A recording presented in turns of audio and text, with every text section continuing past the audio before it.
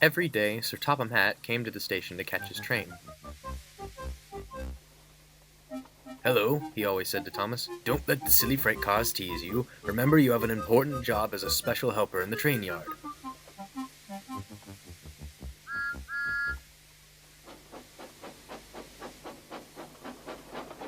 There were lots of freight cars, and Thomas worked very hard pushing and pulling them into place. There was also a small coach and two strange things his driver called cranes. "That's the breakdown train," he told Thomas. "The cranes are for lifting heavy things like engines and coaches and freight cars." One day Thomas was in the yard. Suddenly he heard an engine whistling. "Help! Help!" A freight train came rushing through much too fast. The engine was James, and he was frightened. His brake locks were on fire. "They're pushing me! They're pushing me!" he panted.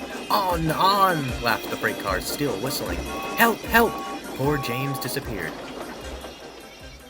"I'd like to teach those freight cars a lesson," said Thomas the Tank Engine.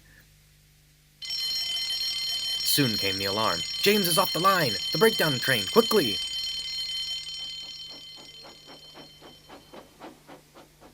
Thomas was coupled on, and off they went.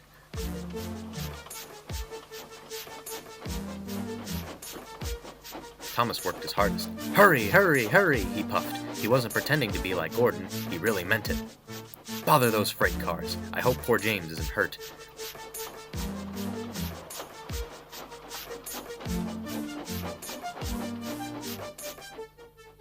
James's driver and fireman were feeling him all over to see if he was hurt.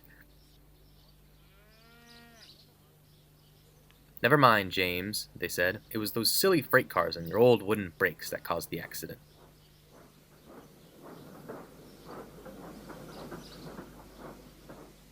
Thomas pushed the breakdown train alongside. Then he pulled away the unhurt freight cars.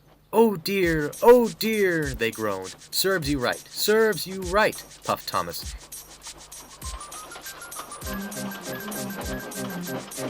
He was hard at work, puffing backwards and forwards all afternoon. "This will teach you a lesson, this will teach you a lesson," he told the freight cars. And they answered, "Yes it will, yes it will." Then they left the broken cars. Then with two cranes, they put James back on the rails.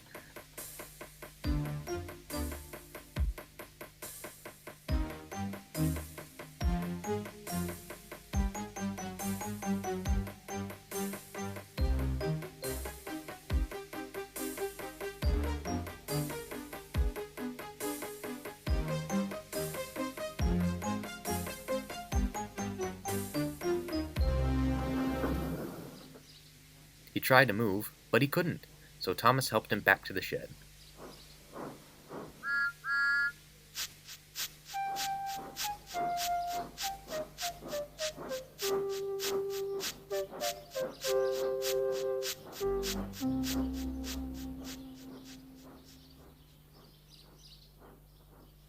Sir Topham Hatt was waiting anxiously for them. "Well, Thomas," he said, "I've heard all about it, and I'm very pleased with you. You're a really useful engine. James shall have some proper brakes and a new coat of paint, and you shall have a branch line all to yourself."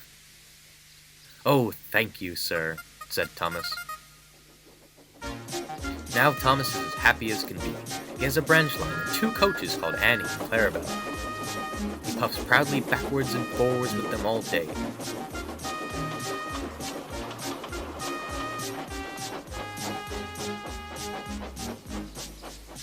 He is never lonely. Edward and Henry stop quite often and tell him the news.